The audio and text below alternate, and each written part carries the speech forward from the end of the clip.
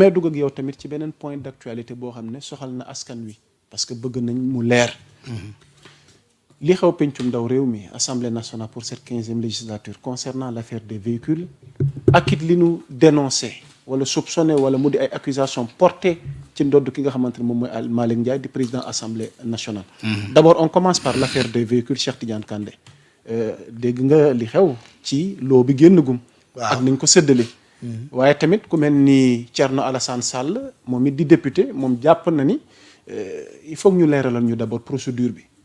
naka lañ amee oto yi ñëw détails yi lépp mu daal dee ànd ak transparence waaye El Malick tamit am na position gi mu taxawee ndax jàpp na ni vraiment la mu def teg na ko ci yoon. Guy Marius Sagna ca beneen wàllu woon ne bu ko kenn laaj ci mbirum véhicule yi ndax mun lañ cee wax dara te moom daf leen di renvoyer ca la mu leen waxoon ay jamono yu weesu ci flou ak manque de transparence ak ñàkk doxalin gu jaar yoon gi am Assemblée nationale. Au regard de tout ça Cheikh Tidiane Kandé comment comprendre tey situation gisul Assemblée nationale. D'abord yaa Moussa. allez-y Cheikh Tidiane. ñetti ñiy pàccoo réew mi ñoo jubóowul. ñetti ñiy pàccoo réew mi c'est-à-dire. Diomaye Sonko ak El Malick Ndiaye. non réew dañ koy pencoo kenn. ñi pencoo wu ñu ne dañuy pàccoo de bu ñu pencoo woon assemblée cacophonie bu fa am du fa am. parce que Guy Marius Sagna ci ñoom la bokk. exactement kon c'est une preuve de cacophonie une preuve de désaccord de désamour d'incohérence de division kon amul pencoo ci biir assemblée nationale dafa am nit bu fa teg toog am dooleem di def li ko neex wax ko ne j'assume hein tu assumes. il aime bien ce terme. Ah oui, devant l'autorité du Premier ministre, tu assumes. Devant l'autorité du président de la République, tu assumes. Devant l'autorité des corps de contrôle. loolu mooy def li la neex di. yaa Sénégal waaw mais il peut accepter d'assumer parce que wóor na ko ne teg na ko ci lu leer. waaye mais loolu la quand tu assumes quand tu ku ñu yilif du assumer. boo ko tegee ci lu leer kan. non état du doxee noonu. ah état du doxee noonu. ah ok. état c'est le texte et le droit et l'autorité. l'hiérarchie. état mbir yi ci suuf lay ci kaw lay jóge wàcc ci suuf mu ci jóge ci suuf di yéeg ci kaw. quand tu renverses la pyramide. tu crées un étouffement des cellules. la pointe là bi nekk ci kaw boo ko juutalee tu crées un étouffement des cellules day créer division ndax pointe boobu day percer dara parce que le destin de toute flèche c'est de percer te pyramide dafa am flèche la pointe là c'est une flèche boo renverser ça perce et quand tu perces tu blesses tu déformes c'est une image. El Malick nee na j'assume en république on n'assume pas. Quand tu n'es pas le président de la République, tu deviens hiérarchique. Tu respectes les normes. La pyramide des normes, il faut les respecter. Et ça montre qu'il y a une dichotomie, une cacophonie gestionnelle. ci li nga xam ne moom la ñu am comme état. Diomaye maandu Ousmane di def di ko neex El Malick ne ko ëppale woo leen ma dara ci projet bi damay recruter comme nu mu ma neexee chargé de mission yi. comme bañ a dugub ci dëkkam. alors là da ngay déggal Mouramani Kaba. ah mais oui député du Pastef. ah mais bien sûr on sait parce que loolu saa ñu ko defee ñoom ñoo koy communiquer kuñ ci nommé nga wax ñooñu ci dëkkam nekk ci réseaux sociaux kuñ ci nommé nga wax au moment donné mais c'était comme une invasion acridienne mooy ay njéeréer yi dugg ci réew mi noonu la meloon xam nga njéeréer moom dafay bari nomination noonu la meloon di foo tourné Diomaye ne ko man maa leen gën a aay sur les 46 départements mu duggal fa ay centres de mission jël ko ci jeune Pastef yi seen mouvement de jeunesse boobu xam nga nu mu tudd. JPS bi. 46 départements yi fu ne Diomaye ne ma yóbbu leen président de la République El Malick ne ko maa la gën a aay moom it muy recruter ni mu ko neexee ne ba demee ay oustaz ay conseil technique nga baal ma loolu fii lañ fekk nga jël say oto jënd ko def sa commande sa nawle sa confrère wax ko ñu jàpp tëj Bassir Fofana. ñu ngi koy nuyu de passage doyen. ne ko waxoo dëgg ñun ñu toog ci télé bi ñu nag léegi c'est quoi la vérité Yaa Moussa n'a pas dit la vérité toi qui dis qu'il n'a pas dit la vérité tu ne dis pas la vérité qu'est-ce qui te différencie de Yaa Moussa. l'histoire donne-t-il finalement raison à Bachir. et l'histoire lui donne raison finalement Bassir Fofana dafa waxoon ne yaa Cheikh Gueye yaa beneen Cheikh ñoo jot ci oto yi benn loo ñëw na xamuñu ban la ci ñaari Cheikh yi moo ko génne c'est sec ancien footballeur génn na ci turam 70 véhicules kenn xamul ñaata la oto yi di jar exactement même député Pastef xamuñu ko ndax Guy Marius Sagna moo ko wax d'accord naa nag lu am ici assemblée nationale Guy Marius Sagna dina ko yëg. loolu moom du see wax waxu Guy la. xam nga moo ko wax kon même député yi xamuñu ñaata lañu leen jëndalee seen oto yi ñu leen di jox xamoo ku ko jënde ba tey leerul xamoo ci yan condition modalité de remboursement ndax ñoo ko moom wala fii lañ koy bàyyi dara leerul te yaa woote jubal jubbanti ñoo gën a dëng seen jus boobu ñu jël gis nga jus yooyu ñu utiliser jus moom ci kaw ngay jóge di wàcc ci suuf loolu régression yaa mu sax xoolal image bi rek ci ñett lañ teg la ah jus boo koy bind ci ngay commencé di wàcc ci suuf état da ngay jóge ci suuf dem kaw noonu la ñuy dénkee comme ñetti jus yooyu muy ñëw ñett ñoom ñëpp a dénk neexu la wax di bu dee le président de la république tu es le président de la république garant des institutions chargé de la crédibilisation de l'image du Sénégal au niveau interne sous-régional africain et mondial tu te permets de laisser ton premier ministre faire ce que bon lui semble ça va da nga nangu ci da nga tu es d'accord quoi tu es d'accord c'est pour ça que je ne crois pas à la théorie de Khoulot seen biir gëwuma ko man dama jàpp ne ils sont y a pas de crise. non y a pas de crise entre eux mais yaa Moussa Kandé ak li fi xew yëpp. non dara xewu fi au sommet de l'État. dara xewu fi lan moo xew. li xew mooy communication politique on est en phase d'une communication politique ci ñett wala ñaar ñoo xamante ci ñaar ñi surtout Diomaye ak Ousmane Sonko ñoo bokk benn marigot. mooy oui y a rien entre eux bokk benn mbalk. absolument rien du tout nous sommes trompés on est manipulés nous sommes victimes Comment d'une ça, communication Cheikh politique Tidiane Kandé? pour maquiller deux choses yaa Moussa loolu moo am lesquelles choses.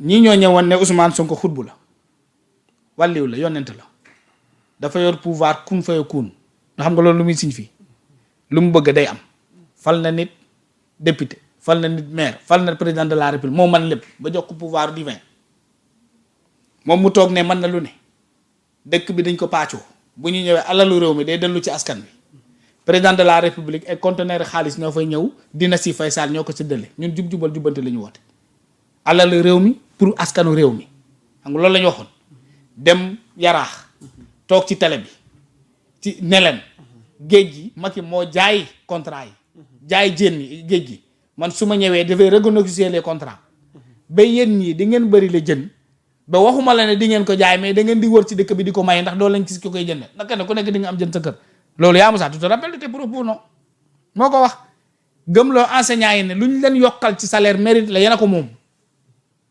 moo tax enseignant wu Pastef yi APR yi Pastef yi nee nañ leen génn leen ngeen wax ak ñun parce que sur imposition bi mu ngi leen di bëgg a rey te kenn déggu leen de dagg yi ñuy metti yi kenn déggu leen lu xew lu tax ñaxtu woo leen lu tax génnoo leen def li ngeen daan defee ñoo gën a sonn dañ leen di coppet di ko dagg ba mu saf-sap ñu ne pataaral l'alliance avec le diable c'est le silence ou la mort yaa Moussa l'alliance avec le diable c'est le silence c'est patt la mbaa dee loolu daal ñu bëri nos intellectuels là où sont-ils les Bougard les Felwine Sarr tous ces gens là quand on a brûlé l'université ils n'ont pas parlé l'université du Sénégal ils n'ont pas parlé quand notre économie a été moribonde par le simple fait de la parole d'un acteur politique inconscient des enjeux de sa posture et de sa responsabilité waxuñu d'être caché anam fu mu mujjee yàq réew mi ba mu daanu. non quand d'être caché nag am non bàyyi ma amul di